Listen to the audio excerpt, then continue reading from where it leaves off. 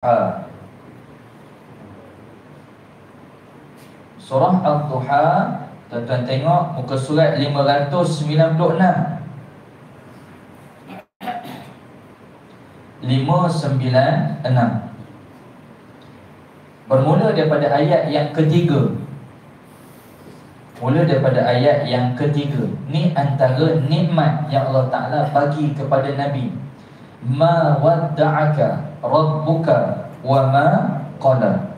Bahawa Tuhanmu, wahai Muhammad, tidak pernah meninggalkan kamu, dan ia tidak benci kepadamu sebagaimana yang dituduh oleh kaum musyrik. Allah Ta'ala tak pernah tinggal Nabi. Ini nikmat ni tuan-tuan, nikmat. Tengok ayat yang seterusnya, ayat yang keempat. Walal akhiratu khairul laka minal ula. Dan sesungguhnya kesudahan keadaanmu adalah lebih baik bagimu daripada permulaan. Ataupun bahasa mudah, akhirat lebih baik daripada yang mula-mula. Yang mula-mula tu maksud apa? Dunia.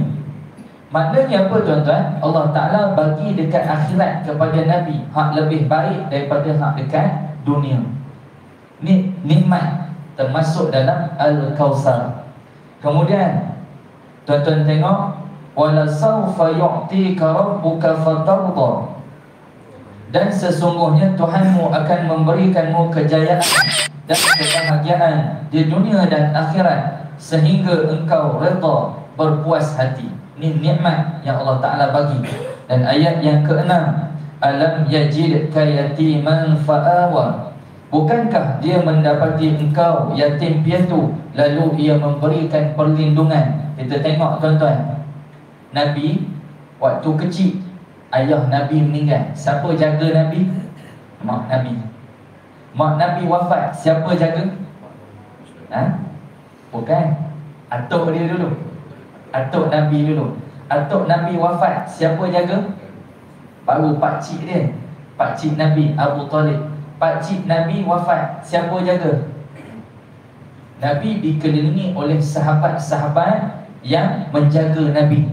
Bukan saja jaga sehingga sanggup taruh nyawa, bahkan sanggup gadai, sanggup infakkan semua harta untuk bantu Nabi. Ni Allah Ta'ala sebut, bukankah aku dah beri perlindungan? Ya, baik. Kemudian tuan-tuan, cuba tuan-tuan tengok surah Al-Hashr. Surah Al-Hashr, juzuk yang ke-28. Surah yang ke-59, tuan-tuan tengok ayat yang ke-21. Muka surat 548. 548. Ayat 21, muka surat 548. Ini antara nikmat yang Allah Ta'ala beri pada Nabi. Kata Allah Ta'ala, lau anzalna hazal Quran. Apa yang Allah Ta'ala beri pada Nabi tuan-tuan? Quran. Cuma kena ingat, Quran ialah nikmat, termasuk dalam Kawthar, nikmat yang banyak yang Allah Ta'ala bagi pada Nabi. Tapi ada Allah Ta'ala bagi tahu kita, Quran ni apa dia? Kita tengok. Lau anzalna hazal Quran ala jabal. Sekiranya diturunkan Al-Quran ini atas gunung, apa jadi? La ra'aitahu khashi'an mutasaddian min khasyatillah. Apa yang berlaku tuan-tuan? Kita akan dapat tengok gunung tadi tunduk, khusyuk, dia patuh, sehingga apa? Berpecah belah, berderai. Sebab apa? Sebab takut kepada Allah. Ni nak cerita ayat Quran tadi. Dapat Quran pada kita, getar tak tuan-tuan? Ke rasa ke biasa je? Biasa je kita rasa tuan-tuan bila baca Quran. Tapi tuan-tuan tengok, Allah Ta'ala sebut Quran ni kalau aku turun atas gunung, pecah gunung.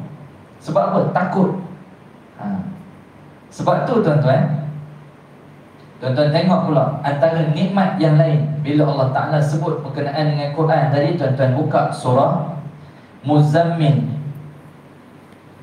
surah yang ke-73, muka surat 574, ayat yang kelima. Ayat yang kelima. Ini nak cerita pasal Quran tadi, ya. Inna sanulki ala